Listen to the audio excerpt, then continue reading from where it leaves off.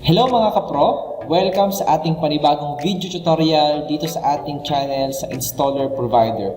So ngayong araw ay ituturo ko naman sa inyo at ibibigay ko naman sa inyo ang installer ng MySQL database. So simulan na natin. So first, alamin muna natin kung ano ba ang gamit nitong si MySQL Query Browser. So, sabi din sa definition is MySQL Query Browser is a cross-platform GUI or Graphical User Interface client program that's intuitive and easy to use. It provides a graphical interface to the MySQL server for querying and analyzing data. So, it's similar in style of use to MySQL Administrator but is oriented toward accessing database contents rather than server administration. So, maraming gamit tong si MySQL Query Browser. At malaking tulong din to, lalo na sa mga gustong magawa ng kanilang mga system or software. So, ito yung ginagamit na database, no? And during then, nung kami ay nagka-college, ito yung ginagamit naming database, no? Sa paggagawa namin ng mga system. So, ayan, let's start. So first, extract muna natin itong mismong file natin. Yan, extract all. And then extract. Okay. So ngayon, na-extract na natin siya. So ang gawin lang natin is, ayan. First, ang ating munang i-install ay yung Graphical User Interface Tools muna, no? Ng ating MySQL. So ito muna. Okay. Click lang po natin. And then, lalabas po itong box na to. Then, next lang natin. I accept the terms in the license agreement. Next. Next. So, i-complete na po natin. Next. Then, install. So, wait lang natin. Yes. Okay, so ngayon completed na po ang ating pag-i-install ng MySQL tools po natin. So finish lang natin yan. So after that, pili na lang kayo sa dalawa kung ano yung mas gusto nyo, kung yung 5.1 ba or itong 5.5. So sa akin, install ko na itong 5.1. No? Okay. So wait natin.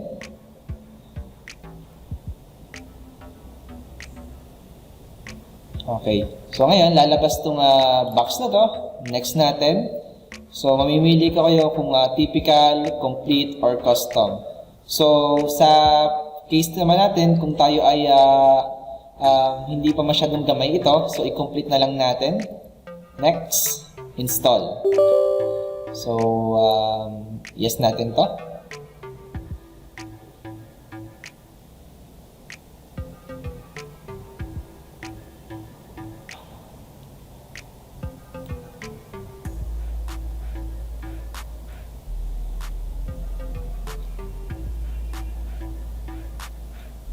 Okay, so ngayon lalabas tong another window na to. Next lang natin.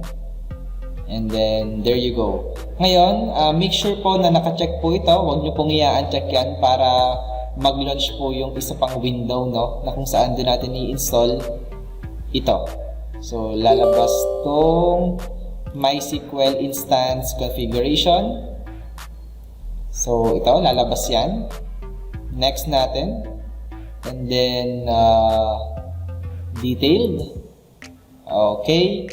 Next lang natin ang next. Make sure na 3306. MySQL. And then, pili na lang or input nyo na lang kung ano yung gusto nyong password, no? So, kahit ano naman ang ilagay nyong password. Okay. Then, execute.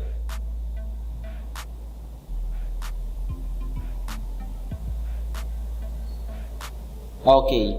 So, after nyo pong ma-install yan, kailangan po is mag-aapat na check to. So, kapag hindi yan nag-apat na check, ibig sabihin po ay hindi po naging successful ang inyo pong pag-i-install. So, ang gagawin nyo lang po is uninstall nyo lang ulit. Okay? Or i-cancel nyo po yung installation, and then ang gagawin nyo po is install nyo lang po ulit. So kung ganun pa rin po nangyayari, i-try nyo po itong 5.5 po. Okay? So ayun lang po, maraming salamat po sa inyong lahat. Ngayon po ay na-reach na po natin ang 100 subscribers. Ayan, thank you po ng marami sa inyo. So supportahan po natin ang channel na to, at marami pa po tayong i-upload na mga bagong installer po. So, ayun lang po. Nawa ay makatulong po sa inyo itong installer na to, lalo na po sa mga kumukuha dyan ng information technology o basta sa lahat, sa larangan ng information technology. So, malaking tulong po itong ating MySQL query browser. So, finish na po natin, and then try po nating magbukas ngayon. Okay. So, type natin is MySQL query browser. Okay. Ayan, so lalabas ngayon to. Ayan, installed na po. And then, ilagay yun lang po natin ng mga credentials na to. So, wag po natin kalilimutan. 127.0.0.1. And then, make sure na naka 3306 to. Username po natin is root. And then, yung password po na ginawa po natin.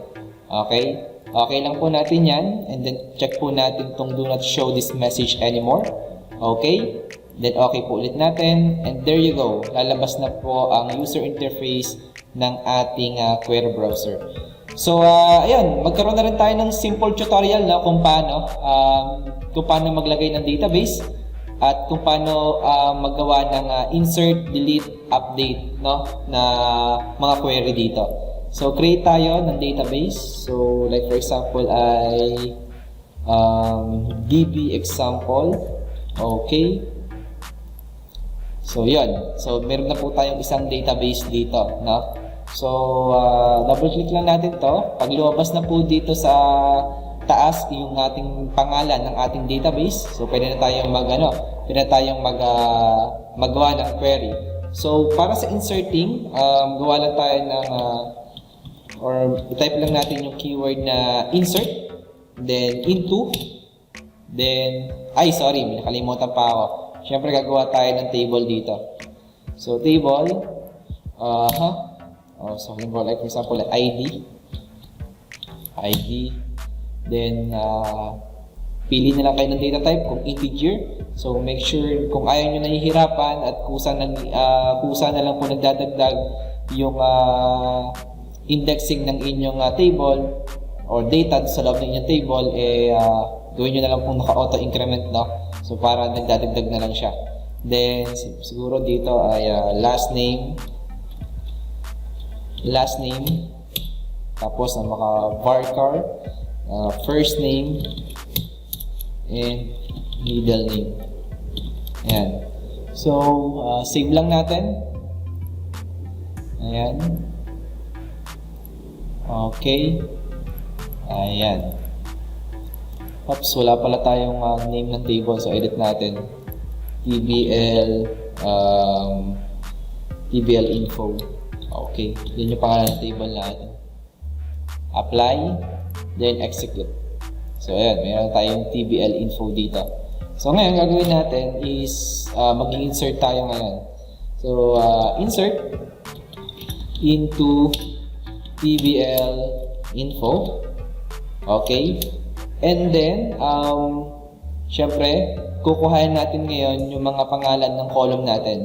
So, hindi na natin isasama yung ID kasi nga, dun sa settings natin, ginawa natin siyang auto-increment. Okay? So, dito, kukuhain na lang natin yung last name.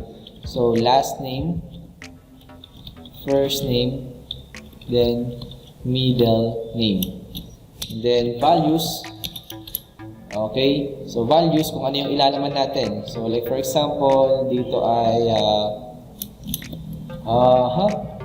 Mendoza yung apelyido. And then ang pangalan siguro ay Benedetta. And then yung ano siguro niya is Malikol. Ayan. Then, dapat lagi nag-e-end sa semicolon, no? So, yan. So, yan yung magiging laman ngayon ng ating mga fields natin, no? So, Control Enter para ma-execute natin. Control Enter.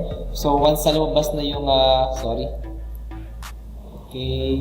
So, once na lumabas na yung maliit na wait lang, exercise ko lang to. Yan. So, once na lumabas itong one row affected, ibig sabihin may nangyaring kakaiba sa loob ng ating TBL info. So, pag ni-right click natin to, ayan. So, yan. Automatic may pumasok ng data dito. Ayan. Yan yung nilagay natin kanina. So, control Z natin. So, yan yan. Okay. Malicol. Okay. Ayan. So, yan yung sa inserting natin, no? Yan yung sa inserting. So, mag-insert pa tayo ng iba.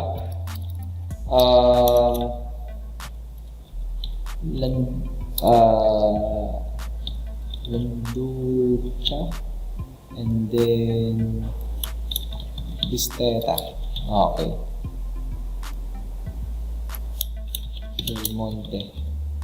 Del Monte. Yan. Okay. Natin dito. Oops. Okay. Dito. So, yan. May pumasok tayong another data dito. Okay. So, ngayon, halimbawa, gusto naman natin siyang mag-update. So, syempre, gagamit tayo ng keyword na update. So, update. Then, yung pangalan ng inyong pangalan ng inyong table. So, update TBL info. Info. Set kung ano yung gusto nating baguhin. So, like for example, si user number 2 o si person number 2. Set. Gusto nating palitan tong Landucha ng Landucho, halimbawa. So, set last name. Kuhain natin yung column name, last name, and then set last name is equals to kung ano yung gusto natin ipalit. O, Landucho daw. Landucho. Okay, where? Okay, so ID. So, ID is equals to 2. Okay, 2. Ayan. So, update TBL info set last name is equals to Landucho where ID is equals to 2. Okay. So, nakita natin dito na one row affected. Ibig sabihin, successful yung ating query. So, let's check. Then, there you go. Nakita nyo na nagbago na yung ating dito. Yung ating data natin dito sa part ni ID number 2. Okay? So, ayan. And then, kung gusto natin i-delete naman, halimbawa ay si Mendoza Benedetta. So, delete natin. So, delete TBL info where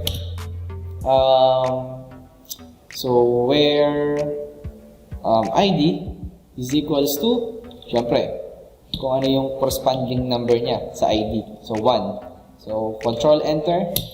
Oops, yun tayo na mali. Delete. Delete from. Kulang tayo na keyword. So, delete from TBL info where, yan.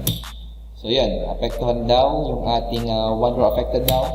And then, there you go. Wala na si number 1. Okay? So, like for example, gusto ko ditong magdagdag ulit. So, halimbawa ay Landucho.